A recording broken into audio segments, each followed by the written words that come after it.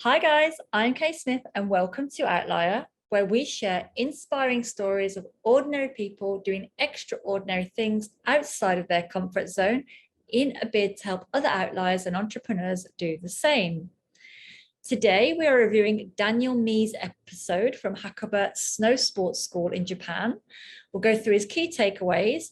And if you're trying to start a business from scratch, like Daniel did, then we're going to share the process we put all our clients through to get them on the road to success at the end of this podcast. So make sure to stick around. Hi, Andrew. How are you doing today? I'm very good, Kay. How are you? I'm really well. Thank you very much. So this is a really, really interesting episode. So we're still in Japan. It's a similar kind of theme to what last week, but Daniel's story is quite a different one, isn't it?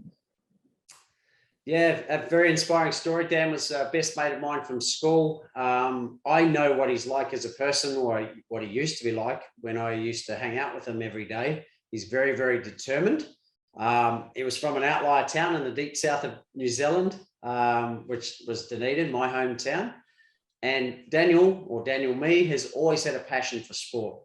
Unfortunately, at the ripe old age of 19, after missing out on a few representative teams, Dan was forced to do some real soul searching in order to find his place in the world. Very common to a lot of people and a lot of outliers. With an unwavering love for the snow, Daniel went all in a bid to become a ski instructor. And after countless failures and only enough money to pay for his next lift pass, Daniel now owns one of Japan's, if not the world's, premier ski schools, the Hakuba Snow Sports School. Daniel's story is a story of courage, of grit, and of sheer bloody-minded believing in yourself. And trust me, Daniel does that, and he is very, as I mentioned, very, very determined.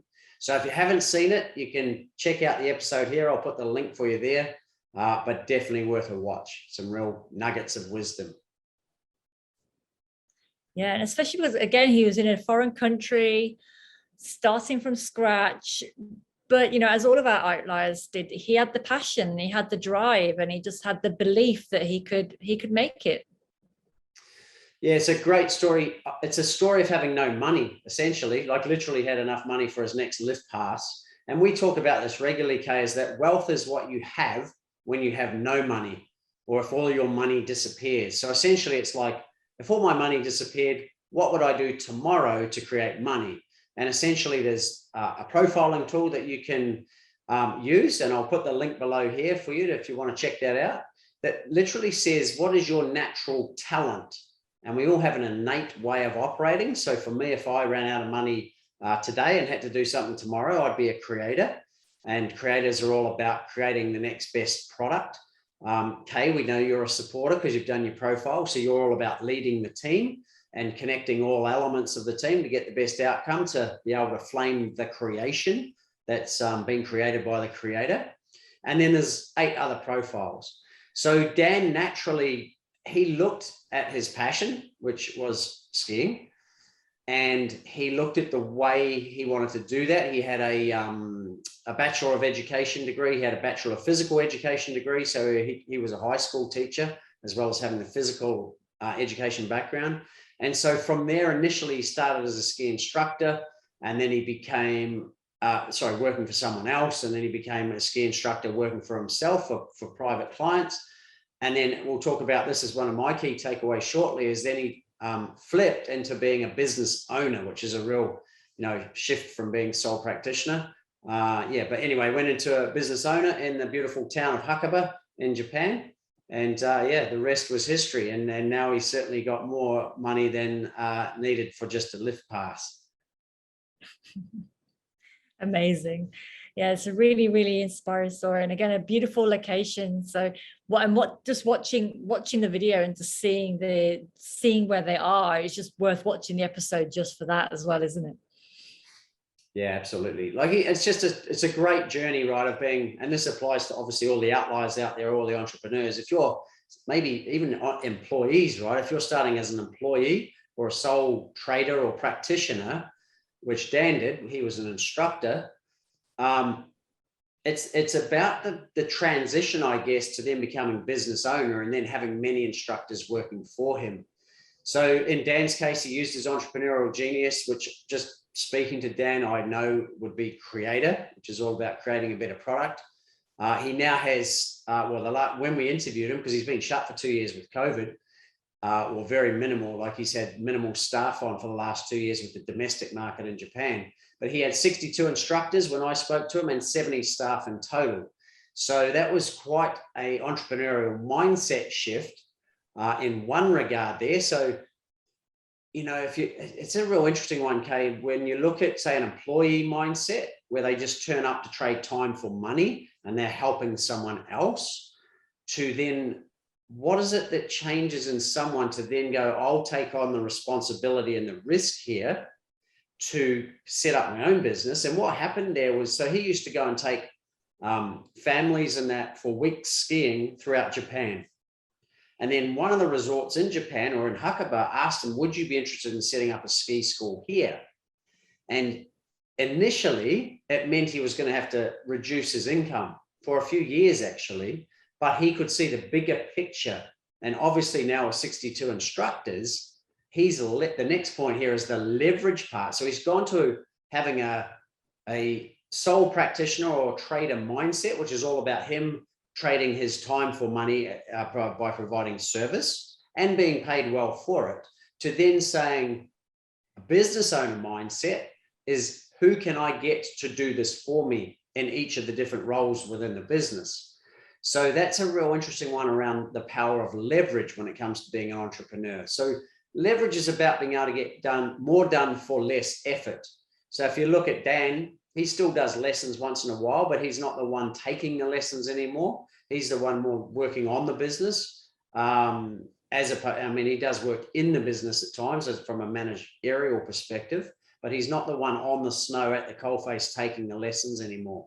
And that's an interesting one. So that for a lot of entrepreneurs, that is a common journey where you initially start for yourself and then you turn it into a bigger picture or a bigger vision, which we'll talk about shortly, that then helps you get a lot more leverage, allows you to get a lot more time and money return, or time, money, and effort return for the same amount of time each day. And we talked about that in Laurie Montague's episode, which I'll also put a link here. Who he works for in Indonesia has, I think it's 40,000 or 60,000 employees working for him. So everyone has 24 hours in the day. And this guy is a billionaire in Indonesia has 60,000 people working for him in a 24-hour block per day, right? So that's massive leverage. Dan has 62 people working for him. And so it allows them to get a much further output than what they would have when they were just doing it for themselves. So as an entrepreneur, as an outlier that's out there, you may not want to be that scale. I know I don't, because I don't want to be managing people. And I don't even want to have managers managing people for me, because it's just not what I want to do. So I have systems and software managing things for me, so I don't have to do as much. Obviously, Kay, you help me out, and some of our other team, but I don't want that scale. So as an entrepreneur or a young outlier listening, that's another thing you need to tune into, is what or how do you want to deliver your business, which again, we're going to talk about shortly as well. Well, I really like how you frame that, and the vision that I just had when you said this is like, let's say if you're a seamstress and you're making clothes and you've got one sewing machine, the only output that you can do is whatever you can do on that one sewing machine. But if you've got a team of people with a row of sewing machines, then you're going to be putting a lot of output. So, back in the day in the Industrial Revolution or this kind of thing, we can look at it that way. And so I'm going with this. Sorry, Andrew. So yeah, it's a really interesting analogy to just think, for me, if you want to leverage your business, you need to have more machines, you need to have more people, you need to have more systems to be able to get the output that you want. Where I think a lot of people, like entrepreneurs or solopreneurs, get very nervous about hiring or putting systems in place or investing in software, because they feel that's going to take away from the egg or their output that they're already doing. And it's the opposite, isn't it? Yeah, well, it's also really important. Like for me as a creator, one of my highest values is freedom. So I see the more people I've got, even if I have managers, is I start to feel like I'm losing my freedom. And then you've got others like, say, another wealth profile, like a trader, which is the direct opposite of me. They're about buying low and selling high. So they don't create anything. They don't necessarily need people either to help them with a trade. They could get a really good trade where they buy it low. Let's use shares as an example, buy it low and it might go 10x, right? So they're going to make 10 times their money, but they didn't actually have to do anything other than click a few buttons to make the trade. But someone in, say, your scenario, Kay, which is all about people, you love people, your natural talent's going to feel easy to manage more people than it is for me, because I'm just not wired that way. I'm wired around freedom and being intuitive and coming up with ideas, whereas just your profile is more suited because you're more extrovert to dealing with a lot more people. How does that feel for you as far as how would you feel if there was lots of people in your business? That's a really great question.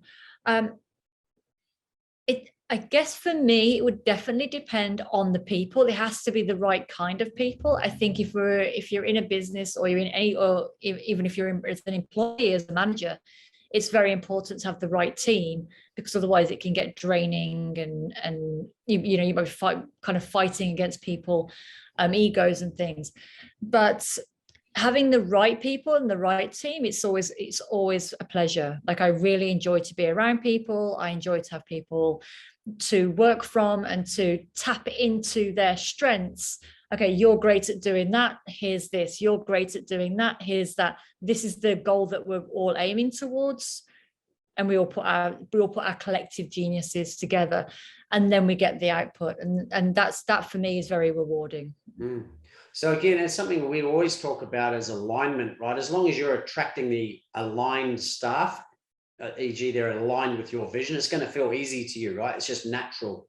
But if they're like everyone, if they're a pain in the ass, it's not going to feel natural, even though it's your natural talent, right? You're still going to have issues with them. So, but just going back to the whole leverage thing, right? It's literally, like you said, with the seamstress, it's like, yeah, I can do 24 hours work. There's a really good one in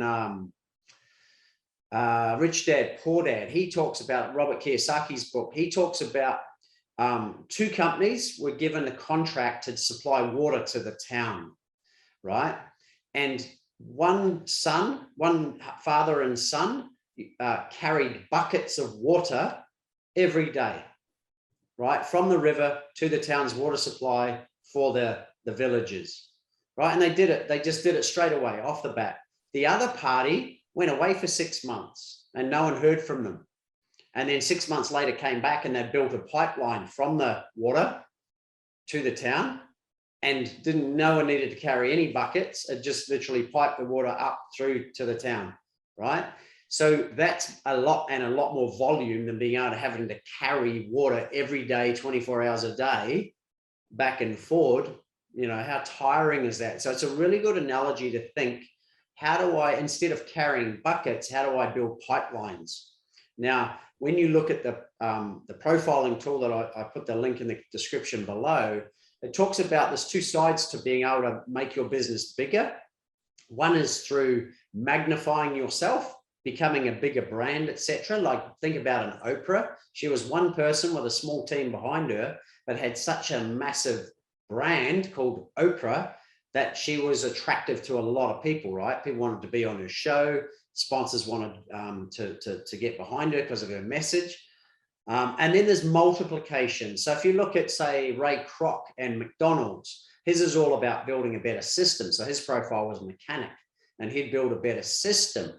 So literally that anyone with the lowest common denominator of IQ could run that system anywhere in the world. So obviously if you go into McDonald's, it's pretty much the same process, or it would be the same process in every restaurant you go to, so that the consistency of product is very much the same as well. Now, we also know that McDonald's was a real estate, or is a real estate business. That's the real business behind it. But it was Ray Kroc taking the system and making it better that makes McDonald's even more consistent for a lot less time, money, and effort. that allows people of the lowest common IQ, and I'm not saying this disparagingly, but young kids, that's why you see young kids in there, teenagers running that system, right? But really the system is running the business and they're just being trained how to run that system.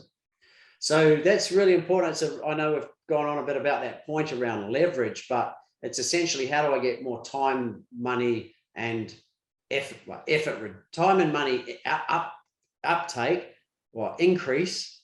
Sorry, no, let's say time and effort reduction, and money increase for a lot less time, money, and effort. And another key point that Dan mentions was really about how he does that is the power of looking after his staff, and how by looking after his staff grows the loyalty, because the happier they are, it then flows to the clients. So happy staff equals happy clients. So if you're a business owner out there, or maybe starting out and you think you're going to have some staff, then maybe start to think about how you can look after them so that they stay longer. And we all know that if they stay longer, it means you don't need to recruit new ones, which takes more time, money, and effort. How can you help them help your customers better? And obviously, by being happier, they'll help them anyway, which Dan talks about.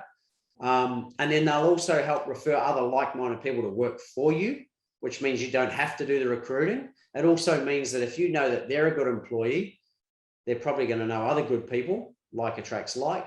And then they're also going to attract more clients potentially to the business as well, because the word of mouth they'll get from looking after their clients, those clients will then tell others. So that was a great way. Dan got really good leverage. His way of doing it, he paid a lot higher than most ski schools would, so that they didn't feel like they had no career prospects. They were able to make more money for the time they were putting in. And he also obviously supplied accommodation and everything else to keep them happy as well. So that was his way of doing it. And then the ripple effect of that was customers are happier, customers tell more people come to the ski school, as do more instructors, etc. Yeah, I think the other part of that as well is that Dan himself was an instructor, and he also had no money, and he knew what it was like to be in that situation where you're working your ass off and you're not really getting anywhere. So I think it was important for him when he was starting out his own business, what, as an employee, what would he like? What would give him loyalty to the company and to the business and to the customers? And he incorporated that into his own business, which I think is really key to anybody that's starting up their own, especially passion-based business. Yeah, and it's obviously a really important balance. Like it's all good in theory, right, to pay people more and everything else, but there's also a tipping point or a balance point that if there's not enough there yet, you've still got to make sure the business survives as well. But absolutely, like obviously Dan had been a instructor for 10 years or so, and had seen how it's literally a lifestyle business, right?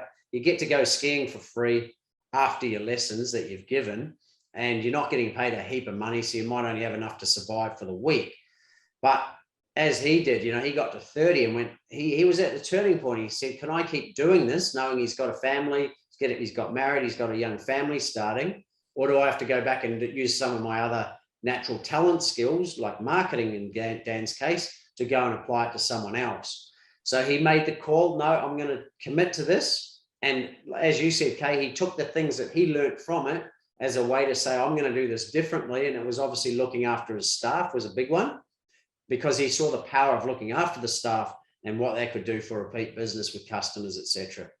Another key point that he makes was really stick to what you know, or as I like to call it, stick to your knitting, and don't diversify too much outside of your skill set just to make money. So if you look at that in Dan's case, he is a ski instructor and he has snowboard instructors. That is his business. He doesn't do snowshoeing. He doesn't do off the beaten track, out off the back mountain stuff.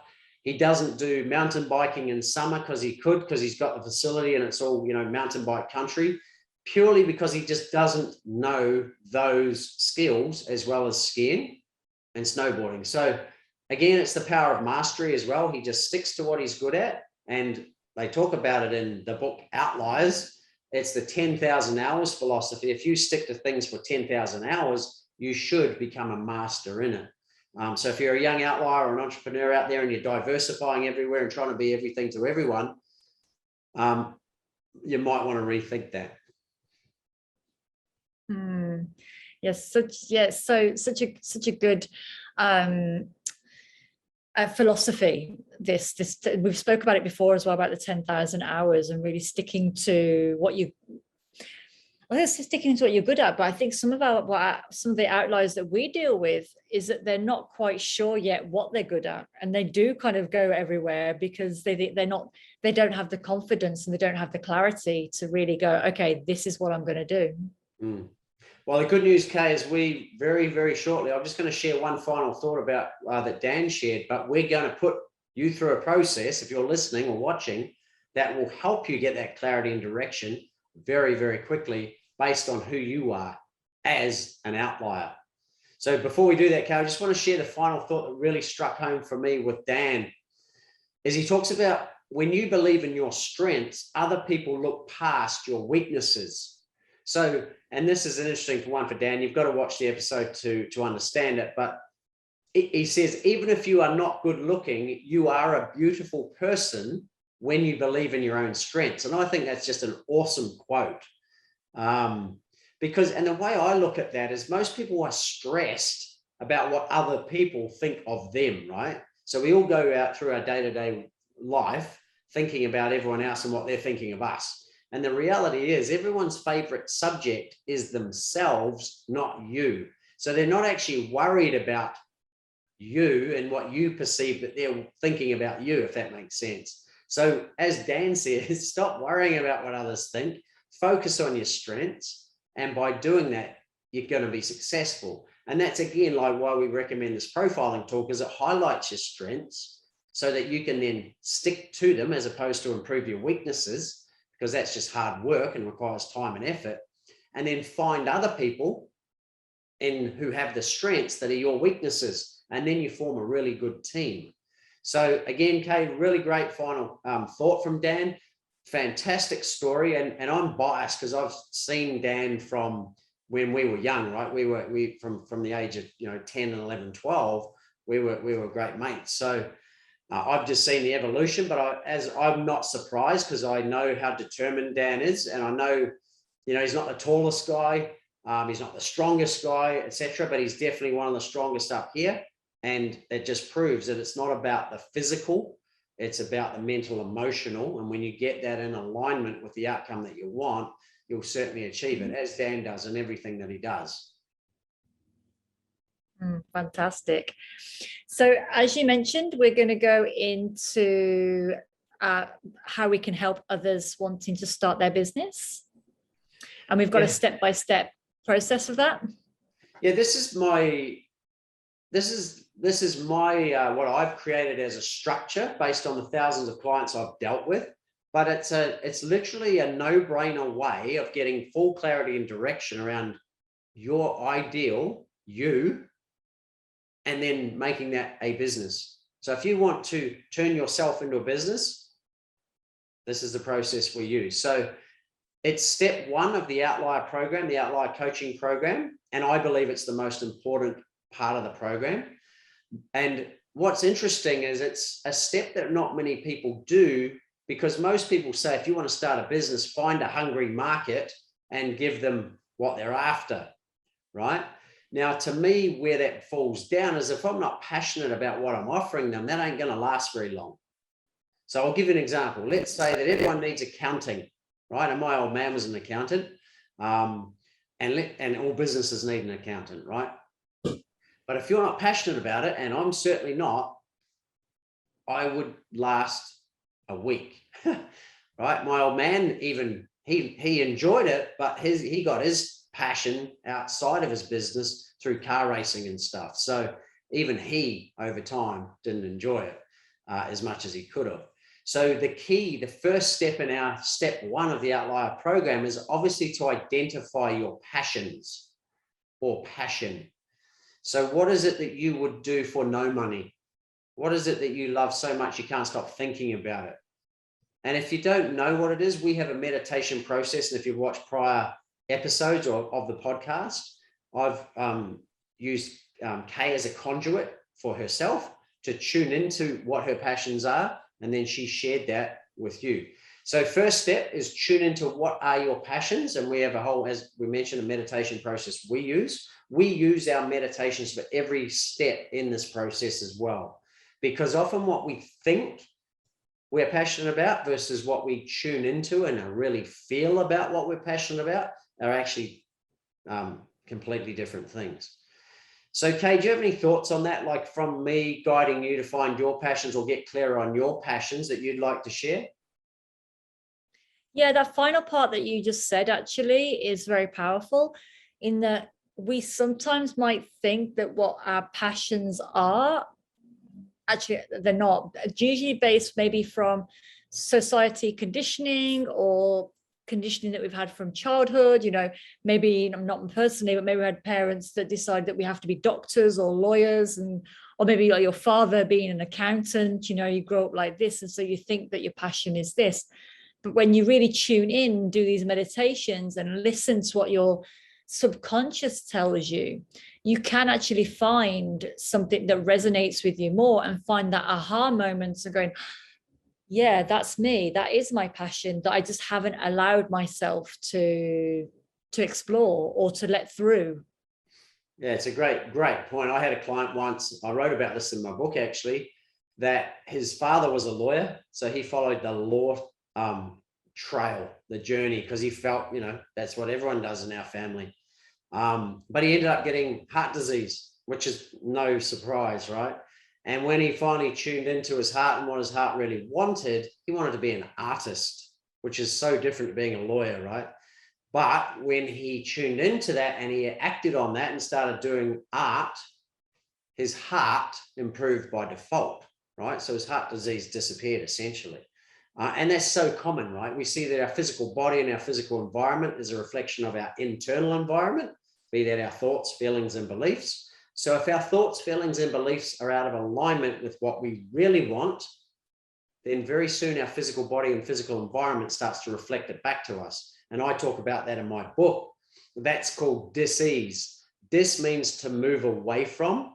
Ease is a feeling of effortlessness or comfort, right? And so essentially it means, what are we naturally good at? So if we're moving away from that to something that feels hard, and I have an anagram for the word hard, means harboring acute resistance to your chosen direction, things will start feeling hard. They're not natural. So that's why it's very important to make sure that everything that you do is in alignment with your passions, because you'll do it for a lot longer and you'll enjoy it a lot more. And because you're passionate and your energy is radiating this passion, your customers or clients will feel it and they'll want more of it.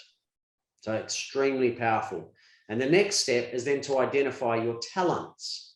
So we have a formula, which I got from another mentor of mine, was when you combine your passions with your talents, you provide the most value. Right? So what that means is, and we don't talk about talent like I'm good at soccer or I'm great at art or whatever. Your talents are actually the profiling tool that I mentioned earlier. So we typically have one primary of the 8 possible talents. Now, your talent could either be creator, which is about creating a better product, star, which is about being the brand, supporter, which is about leading the team, deal maker, which is about bringing people together, trader, which is about buying low and selling high, accumulator, which is about, like, as the word says, collecting assets. There's lord, who's about managing cash generating assets. So like a landlord, for example, they may not necessarily own a building, but they can still manage it. Or if they do own a building or something else that's leasable, they take the cash flow from that in the form of rent. And then there's mechanic, who's all about improving the system. So as I mentioned, guys, again, it's a fantastic tool. It's a talent profiling tool based around it's called wealth dynamics, and it's about your natural way of operating. If you had no money, how would you earn some money tomorrow? I would naturally create something from nothing. Kay would find someone to lead. So someone, maybe a creator who's already created something and then has a team to be able to lead that team. A star would look at a platform and say, how can I shine on this? So a good example is rock stars. They're just great at playing music, but yet a creator creates the platform for them to shine on, called that. It might be a record label, or it might be a singing competition or something like that. Deal makers would look at a creator's creation and then the group of people that they have connection with, and then work out, how can I bring these people to this creation? And they'll take a cut in the middle. As I mentioned earlier, traders will buy something at a low price and sell it at a higher price. Accumulators would look at, maybe it's a property investor. They'll buy properties over time and accumulate a large portfolio, or it could be art. It could be a share portfolio. It could be businesses.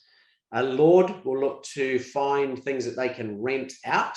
And they're all about the numbers and squeezing the numbers to get the best return. And then mechanics are all about improving systems. So if we look at Ray Kroc from McDonald's, he saw an amazing system and he went, how can we improve this even more? And rather than having one hamburger restaurant, there's now thousands throughout the world. So that was based on his two models. One was real estate and the other one was the improving the system. So if you combine your passion or passions with your talents, you provide the most value. However, I added another section here. Our third part of the process is, what are your personal values? So, and the reason we ask this question is so that you can attract others with the same values, because you don't want to attract clients who are out of alignment with the values that you have, because it will just create conflict.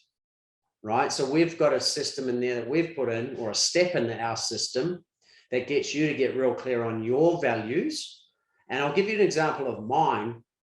Is when I do this process, my values are freedom, family, adventure, inspiration, travel, and nature. Right? And obviously, and health and well-being is a big one for me too. Growth is another one. So when I look at all of those, if you look at just Outlier as a whole, it literally sums up all of them.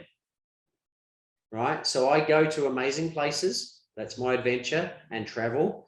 I must have a beautiful natural backdrop. That's nature, because I love nature.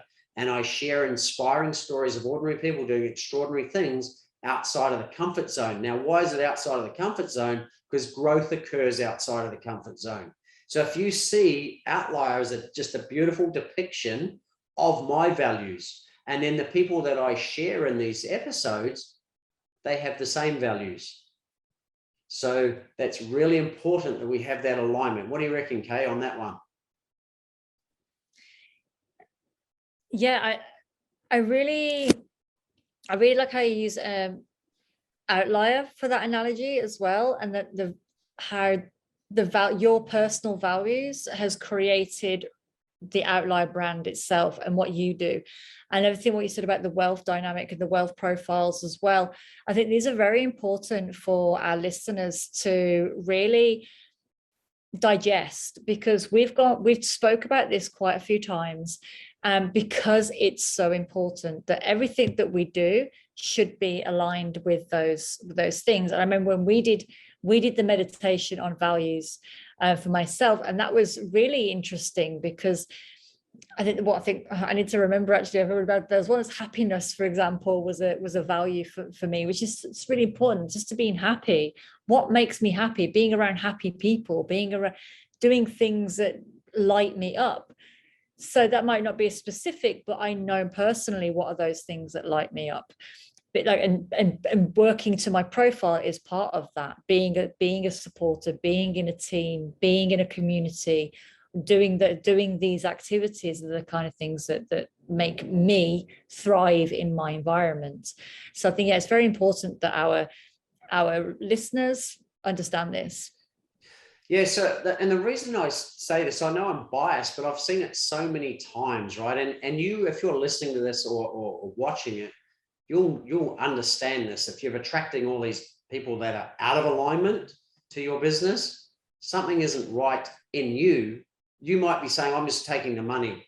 I'll take any money. I just need to survive. But you keep attracting people or clients who are a pain in the ass. And you're like, yeah, but at least I'm getting paid. Well, it doesn't need to work like that, right? You can have your ideal clients, because what we're talking about here is your ideal business, right? So you can have your ideal clients and the ideal amount of money at the same time, as long as you're in alignment with your passions, your talents, your values, your purpose, your vision, etc., right? So that you can attract more of them, because this is just an attraction exercise. It's quantum physics. We want you to be resonating with your ideal business, your ideal customer, so that they naturally are attracted to you. And we'll talk about if that's not happening later as one of the other steps. But what this does, guys, is it's going to save you tens of hundreds of thousands of time, money, and effort in dollars, as well as time, money, time and effort of trying to figure it out, right? This is the figuring out process. So we would take a few weeks to go through this process with you, because you'd go away in the sessions and meditate on stuff, add to it, etc. But once you've got it, you've got a system for life that you can apply for the rest of your life to other businesses. If you're setting them up, you can apply it to relationships. You can apply it to anything you want, ideal customers, etc. So it's going to save you time, money, and effort, and it's going to make you a lot of time, money, and effort too, because it also teaches you who you need in your team to help you leverage up even more. So it's just a very beautiful process that might take a couple of weeks, but honestly, it's like they talk about sharpening the saw in Kaizen. What was this one? Someone had a quote, actually. They said, if you wanted to chop a tree, what would you do? And one guy said, for the first 5 hours, I'd go away and sharpen my axe. And yet some people just start axing straight away, right? And we know where that leads to: burnout, blunt axe, and tree doesn't fall down. But if you sharpen that axe, this is what we're talking about, and you spend a lot of time sharpening it and being very clear on it, very quickly your business will improve significantly because of the clarity and the direction. And it also means you're not going to burn out, because your time and effort and money are spent more specifically on being in alignment with the outcome that you want. So the fourth part of the process that we talk about is purpose. Like, why are you doing this in the first place? And for most people, it might start off as a personal thing, but I see that purpose tends to be about making a bigger difference over and above yourself at some point. So our purpose, Kay and I's, is to make a difference to many, many people. We believe we have the ability to do that. But in order, it's the old oxygen mask in the airplane again analogy. In order for us to make that difference, we also have to focus on ourselves first. So we had sessions earlier, or recordings earlier with Kay, where she had to get back to the gym and start looking after herself. That was actually last week's episode. So I'll put a link to that here around Kay had been resisting her fitness because she thought that by taking time out for herself, she wasn't at the beck and call of everyone else, and that might mean that they weren't going to keep asking her to help them. And Kay, how's it been going since you've been doing your fitness? Has it actually improved your life as well as the clients you work with, or not? Yeah, thank you for asking. Yeah, there's definitely been an improvement. There's still some resistance from my side because it's such an ingrained default for me. But no, I've definitely noticed an improvement. I've noticed an improvement in my own clarity, in my own, like I said in the podcast last week. Just waking up in the morning and already achieving something for myself has been a big step, whereas usually I wake up and achieve things for other people. So that's brought me a lot of self gratification, and also obviously my body feels better too. Absolutely. But again, it's a peril of the supporter too. You just look at the name supporter. It's all about helping others, right? So it's easy to do, but again, we talked about it last week. If you don't have 100% energy for yourself, how can you give quality energy to others if you're depleted? You can't. So it's important to pay yourself first. First law of money is pay yourself first, and allows a percentage of that to grow. Same with if you pay yourself health and well-being wise first, it allows your ability to give more energy to others to grow as well. But if you don't have that energy because you're tired all the time, or you're unhealthy, then you understand how that will work. So we've talked about passions, we've talked about talents, we've talked about values, and we've talked about purpose, or the why behind what you do. What's also interesting is Simon Sinek talks about this in his TED talk. People don't buy what you offer, they buy the why behind what you offer. So they buy into that story, right? So if you think about that, so for us, it's about inspiring young outliers. A lot of the stuff that we're teaching wasn't taught to us when we were kids. And to me, that's crazy. We're taught a lot of irrelevant stuff at school. So if people were taught more of this, which is what we're teaching, I believe that they wouldn't have to go through a lot of the trauma and conflict and issues that they have in their life. So one of our missions is to help the young outliers and help guide them a lot more effectively than the guidance that we had growing up. So if you buy into that mission yourself, then again, you've resonated with our purpose, our why. And so that's essentially what we're offering, right, for the young outliers and young entrepreneurs out there, to help them have a smoother path that's more in alignment with who they are. The other thing we want you to think about is when it comes time to now saying, well, what is it that I'm actually going to offer to my clients or customers, is think about your journey. And in your journey, there's some aha moment or a turning point that you went from trying to find a solution to actually finding the solution that then allowed you to become an expert in it. So if you think about that for yourself, and Kay, maybe have a think about this, and I'll come back to you in a sec, is what was that thing? What problem did it solve and that you're now an expert in? Or what solution did it provide in the part of the journey that you were on? So it's like the turning point or the aha moment that you finally got it and you went, now I've got this. I've actually got a system I could teach others with. Because often that's a great way to offer your service in the business world, having that magic thing that no one else has. Like I have an ability, and I don't know where it comes from, but I do it with Kay and I do it with thousands of clients to help. One of my magic aha things is clarity and direction, and helping them get clear within themselves around what they need to do in relation to what they really want to achieve. And how I learned that was that's what I wanted throughout my life. And so I did so much research on myself and others through many, many modalities that very quickly, but over time, actually went, you know what? That's actually who I am as a person. I love learning and I love sharing that learning. And one of my biggest takeaways was clarity and direction, because I was getting feedback from clients after one session that always, I said, how do you feel now? And they just go, I've got so much more clarity and direction. Literally every one of them would say it. And so that is part of my gift and my journey, because that's what I was searching for early on, because I didn't have that clarity and direction. I wasn't taught that stuff. We're literally, like me and many, many, many thousands or millions of others, you're out in the world by yourself, go and figure it out. That to me just seems crazy. So when I think of your scenario, Kay, like if you think about your journey, what would you say one of the aha moments or turning points has been for you that's allowed you to help others? I think a similar process to what you went through, Andrew, in that I think being a supporter and that being innately who I am, even when I didn't know that, other people could see that.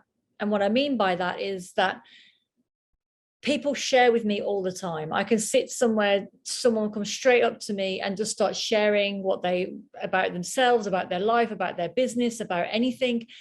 And immediately I'm just able to intuitively know what they need, and what I need to say and support them, even just in my words.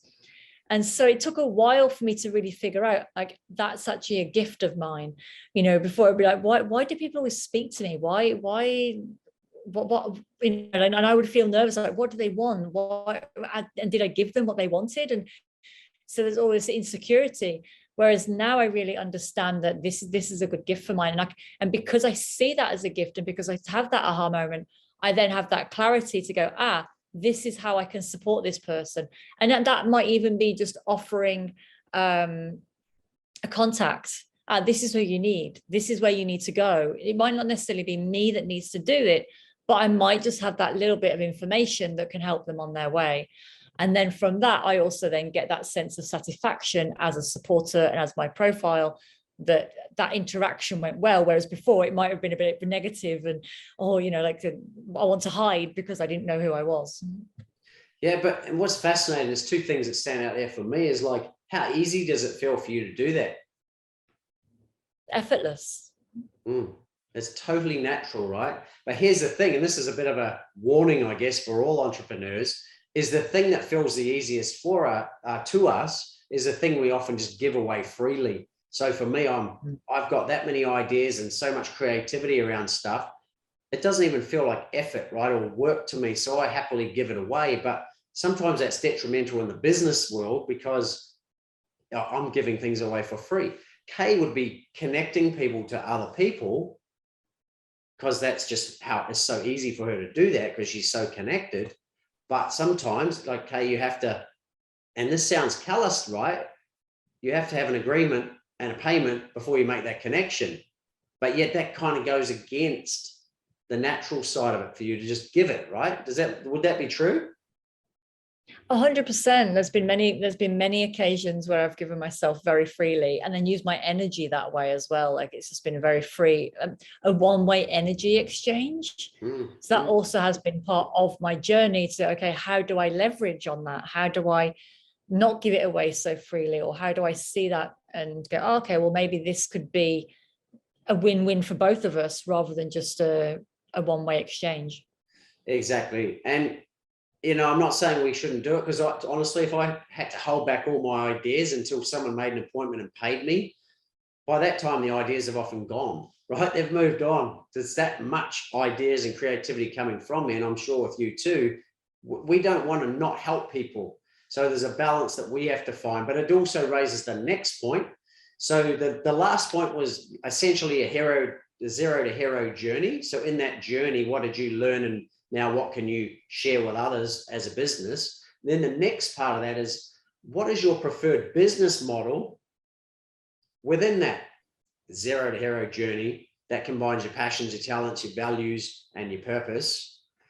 So you could be, I'm just going to throw a few out there. It's like you could coach, you could sell a product at the retail level, at the wholesale level. You could do joint venture partnerships with people. You could create a product or a service of your own, or you could sell someone else's, like an affiliate. You could, like some people, like I mentioned earlier, the traders don't own anything necessarily. They take a creator's creation and they'll buy it at a low price and they'll sell it at a higher price to someone else. Or a lord might, buy a property and rent it out. And that's their way of doing business. So they don't necessarily always have to deal with people either. So some businesses deal with people, some don't. So the question there, I guess, for you is, what is your preferred business model? And that sometimes can take trial and error. And it can also come in multiple forms. So if I look at our scenario with what we do, we've got two major things we do. We help people unleash their inner outlier, and that's a coaching program. And that's to help you get clarity and direction around your ideal business. And we also know it helps with life and everything else, relationships, health and well-being, etc. But then we also have our video production and marketing side. So once you're clear on that, we help you with the video production and marketing. But then our preferred business models within that are group coaching for its leverageability. We will do the odd done for you. So we'll actually do it, but it's not leverageable because it takes a lot more of our time and effort. And then we also, with that coaching one, have that done with you model as well. So have a think about your preferred way of operating. And honestly, this is probably the one that don't beat yourself up if you don't get it first go, because it will be a bit of a trial and error process. But if you have the clarity, and as I mentioned earlier, we have meditations, we can help you with that a lot quicker. But this is probably the one that does require a bit more trial and error in the real world until you figure what does work for you the best. And sometimes, because it is business, you might want to have hybrid models and stuff as well. Kay, what are your thoughts on preferred business models? As a supporter, some of the ones that you mentioned, like the Lord and the trader, just don't feel very natural to me at all, although I understand them in a way of in a supporting role. So I guess, again, it's also knowing your profile and where you fit in.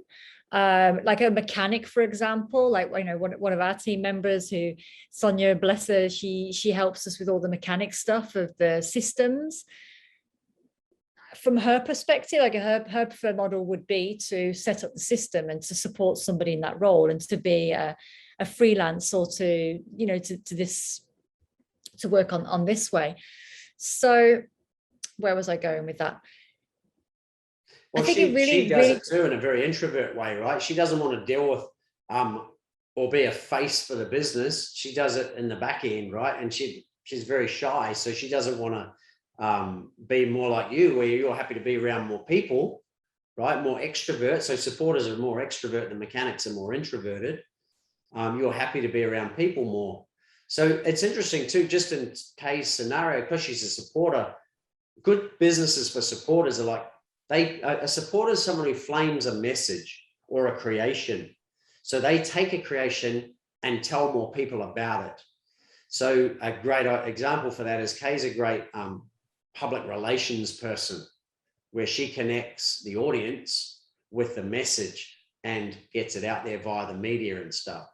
So that's just a good business model, right? I want to do public relations. People will pay me a set fee to help get their message out there to the world. Yep, exactly.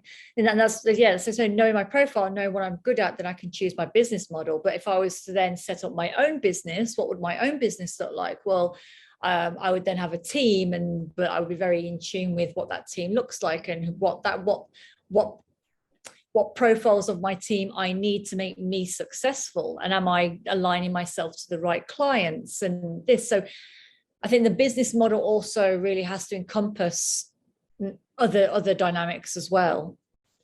Absolutely. And listen, the next point, so we've talked about preferred business models. The next one is preferred delivery style. So now that you are going to be a business owner, it's important to say, well, what style of delivery do I want to do here?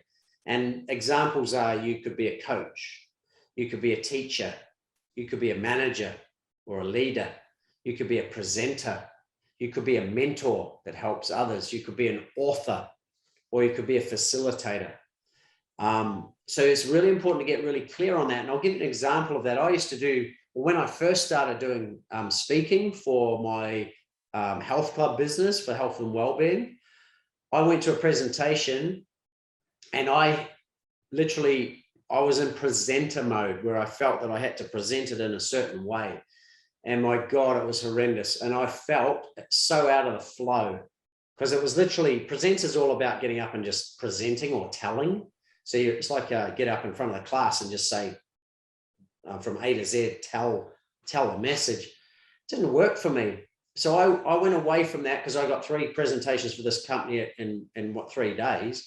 And I went, I'm going to flip this model. And all I did, my preferred delivery style is coach. And coach loves to ask or be asked. If Kay asked me a question about my passion and my expertise, I could talk about it for days, right? But if I had to get up and create a presentation around my passion, I would resist even doing it in the first place, right? It seems so crazy, but one of them feels like hard work. The other one feels totally natural. And what was the difference? I was just asked a question around my topic of expertise and passion, and then it just flows out. But if I had to sit down and write it, it just feels disgusting. So going back to that company, the next 2 days of the 3 days, I just threw out a question to someone else, got their answer, and then through their answer, added my expertise on top of that, and then started asking other people different questions that progress them along the learning journey. and added my information as well. So it's really important to make sure that you're in alignment with your preferred delivery style, because again, like passions, if you're not, it's not going to last. And if you do last, that's going to feel like hard work. And that's something that we certainly don't advocate for at Outlier. So, Kay, when you think about your preferred coaching style, preferred delivery style, what would you say yours is? I would definitely say more coaching and even presenting. Actually, my least preferred to give the contrast would be like a written reports and things like this. If you ask me to write down what I need to, all this thing, that would, as you said, it would just be very, very hard work for me. But yeah, if you ask me, or if I need to coach someone and guide somebody or support somebody in that way, it's very, very, very, very simple. Like I say, it just flows through. Fantastic. Okay, so almost there. So the next part, or the next step in our step system, is, so we talked about passions, talents, values, purpose. We've talked about your zero to hero journey and what was the turning point for you. We've talked about your preferred business model and your preferred delivery style. Once you are clear on those, and as I mentioned earlier, we get you to tune in and much deeper than this head stuff that we're talking about right now. But once you get clear on those, you can say, well, if I'm in alignment with all of those, what does my vision for my business look like? And essentially a vision is like, say, a 5 or a 10-year plan. So if I look at, like, just give an example, say with Outlier, right? For example, the vision in 10 years from now would be to have shared X amount of episodes of inspiring content. It would have been to have impacted X amount of aligned clients in the process, but on a bigger scale, more of a butterfly effect or ripple effect, would have been able to make a difference to society in some way. And obviously we'd get a lot more specific with that, but vision is like the long-term goal. What is it? What's the big vision here that's going to happen? And obviously that can change as well. As you take your action towards it, it can change. So what we do is then bring it back into short-term goals, like 90-day goals, to say, okay, well, here's my big vision. What am I going to do in the next 90 days in relation to it so that it feels like it's moving forward? So that is the next step. Once you're clear on your vision, and honestly, this is one of the powers of the meditation process that we use. Some people don't have that clarity until they tune in really deeply. But when they do, they realize, oh my God, my vision was nothing like what I thought it was. I'll give an example. I had a client the other day. We've been talking a lot recently about her. She's I've got a nursing background and wants to continue to do healing, but the angles that we were going down didn't feel right to her. And then all of a sudden, she's a fantastic facilitator of visualizations for myself and the group. So I actually get her to run those for us because I know that's her talent. And it just hit her that I want to create guided visualizations or meditations for my clients, as opposed to running group coaching sessions. So when I saw what happened, when she got that clarity, she became so excited and she was so pumped compared to when we would talk about, running group coachings and stuff like that. So how did she get that? Was because she tuned in deeply to the vision. And then we were getting more specific on how do we want to deliver this to the world, which is preferred delivery styles, preferred business models. And then we were working on the short-term goals around, okay, well, what are you going to come back to with us next week, next month, or in 90 days time? So once you've got your vision clear, we then go into the goal setting process. And then obviously we have the next steps process, which is about what action steps do I need to take now in order to start moving towards this goal. So if we use Kay's last session or last podcast, hers was to go and join the gym. And this was awesome. The next day, I get a WhatsApp photo of her at the gym. So it was literally within 12 hours of the session, she was at the gym, and that was her homework. And that was her honoring herself and what had come from within her that was saying, this is the next step for you. So if you apply those 1, 2, 3, 4, 5, 6, 7, 8, 9, 10 steps, then you are almost guaranteed of success. However, and I know this because of the thousands of clients I've dealt with, we also have the next step, which is about clearing any resistance to all of those 10 steps. So most people, it's the positive thinking psychology mindset, is if you just do those first 10 steps, everything's going to be roses. But what we've observed over the years is that we have negative, conflicting, or limiting thoughts, feelings, beliefs, and behaviors that often come up to challenge us as we move towards that which we want to do, be that business, life, relationships, health and well-being, etc. Okay. Example is Kay knew she wanted to do fitness. She knew she wanted to go to the gym, but she also had the fear of letting others down if she did that in her business. So she started putting herself second.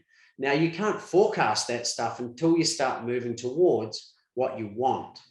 So just be very clear that you might find some resistance comes up. But the beautiful thing is, again, we have a process that we use that helps you clear it very, very quickly. Kay, what are your thoughts on resistance? So obviously we were clear on our 10 steps and what we wanted to achieve or what you wanted to achieve, but then whammo, up comes this resistance. Like you can't forecast it, can you?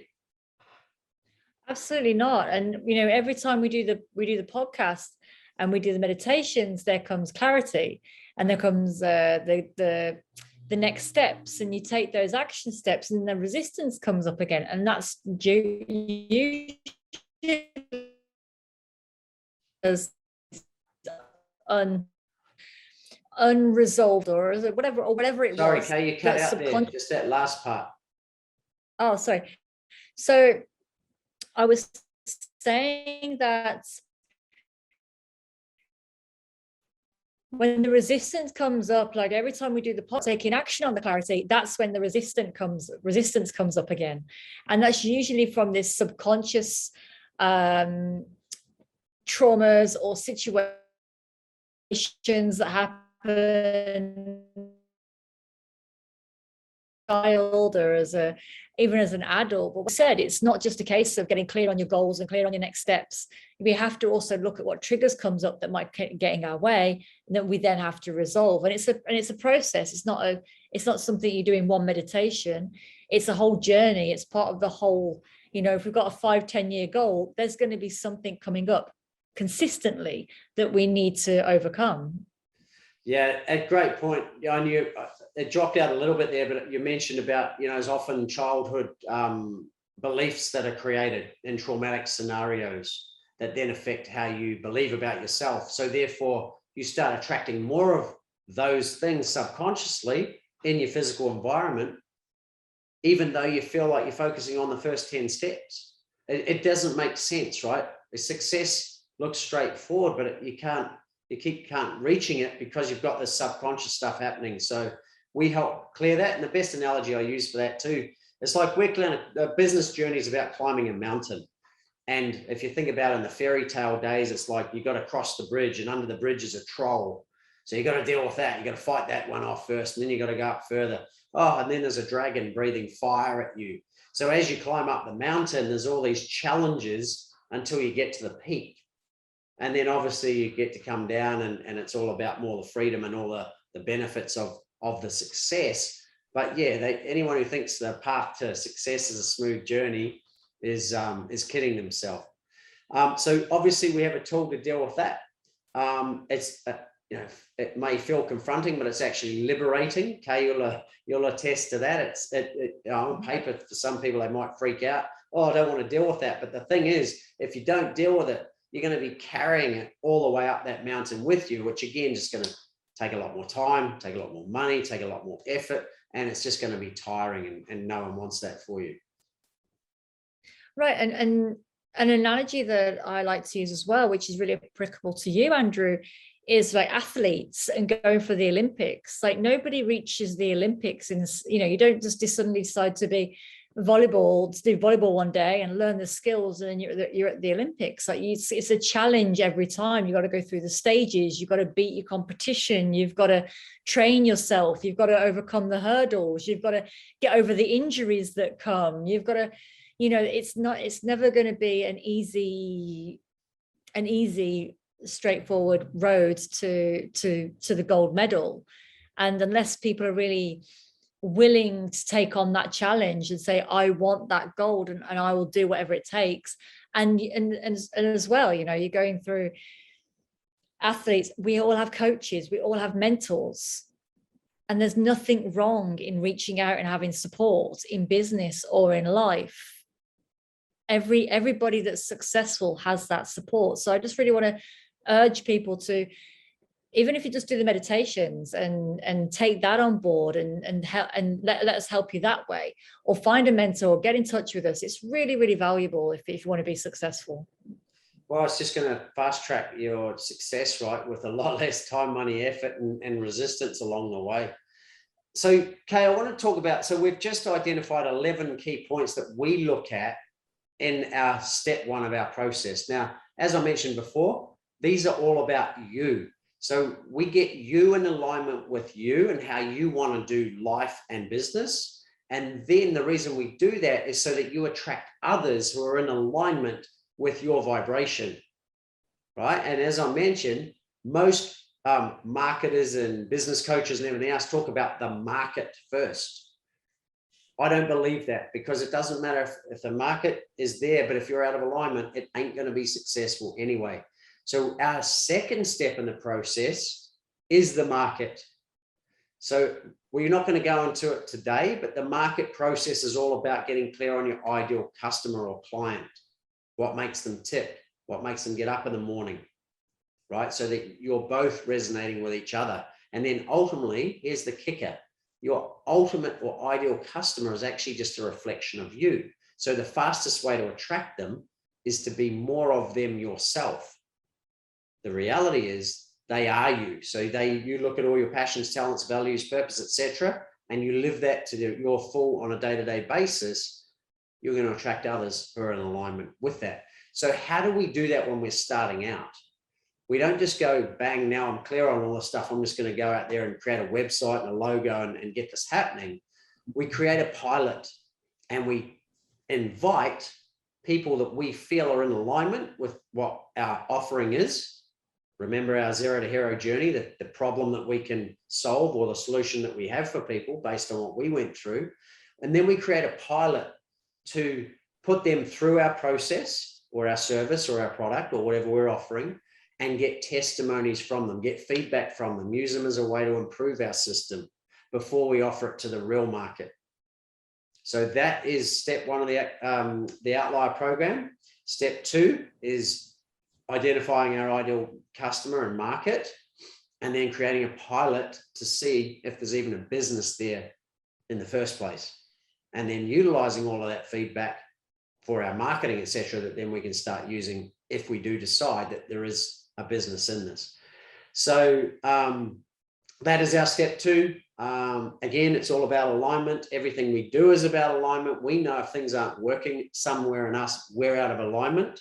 So what's beautiful about all this and our process is we know that if it's not working, we can fix it by tuning into the thoughts, feelings, and beliefs to see which one's out of alignment, remove the resistance to them by feeling the feelings that are associated, and then all of a sudden we're back on track.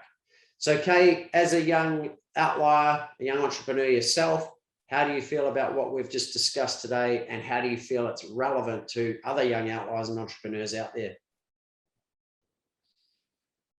Well, as always, Andrew, everything that we go through is very practical and very,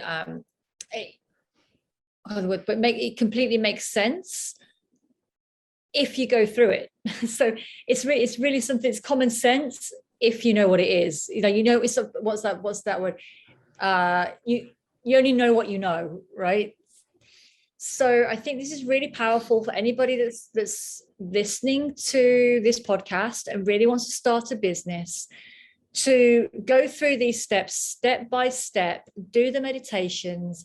You can even go through the past podcasts to learn how to do the meditations, but you can download them and figure out like step by step, like go through these things, and it will really, really help to get the clarity on where you're going, and also to bring up these inner resistances that are holding us back, and this self-sabotage or the insecurities or whatever it is that holds us back from being an outlier, that holds us back from being an entrepreneur, that holds us back from providing for ourselves and our family, which is ultimately what we really want to be doing, and, you know, making a difference in the world. So I think really thank you, Andrew, for the powerful insights and time and effort that you take to put into this podcast. And I hope that our listeners has got something really amazing from it.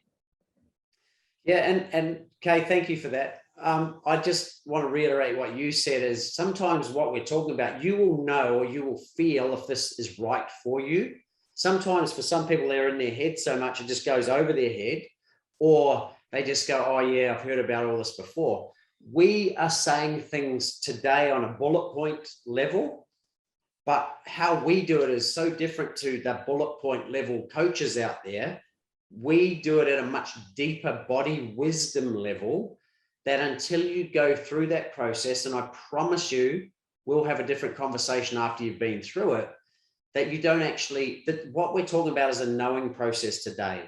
But when you go through it on a deeper level, it's an understanding process. So we have a term that says to know and not to do is still yet not to know. So even though you might know now that what you've heard from us, if you don't go to the next level and go deeper within yourself, you're still not going to fully understand the power that you have as an outlier and that our process has for you. If you just hear it and go, oh, thanks very much, that was great information, it's just a concept. But if you delve into it, it's going to take your business and your life and your relationships, and it's going to give to a whole new level. And it's going to give you tools for life that you can apply to any situation from now on. Could be injuries, illness, ailments, business, life, relationships, health and well-being, anything. Addictions, you can apply it to that as well. But as I said, it's all good in theory until we choose to take action and actually dive into it. So, Kay, I think I'll put the link down here to the free lesson, which is obviously a good integration point or initial point for people if they're a bit hesitant. They're welcome to do that. And then obviously if they want to do a consultation after that, free strategy session or discovery call. Again, we're just giving, guys. You've got free content, you've got free downloadable meditation, and you've got free consults before you even commit to anything. But if you want to take your business or your life to the next level, then we also can help you in that regard. But we'll talk about that at the next step. Absolutely. So please click on the links below. Please take our free offerings, because they're super valuable and they're definitely going to help you in your life and your business. Make sure to like and comment on this video as well, or the podcast, and share with your friends, family, or anybody else that can help. And make sure to follow us as well on our socials on Facebook and Instagram at Outlier TV. Andrew, do you have anything final you wish to say, or are we good to go? Yeah, just again, back to Daniel Mee's story, fully inspirational. If you haven't seen it, check it out. Again, another great example of a young outlier turning into a successful entrepreneur by following their natural talents and their passions and overcoming the challenges along the way. Amazing. Thank you, Andrew. And I look forward to the next podcast. Thanks, Kay. See you soon.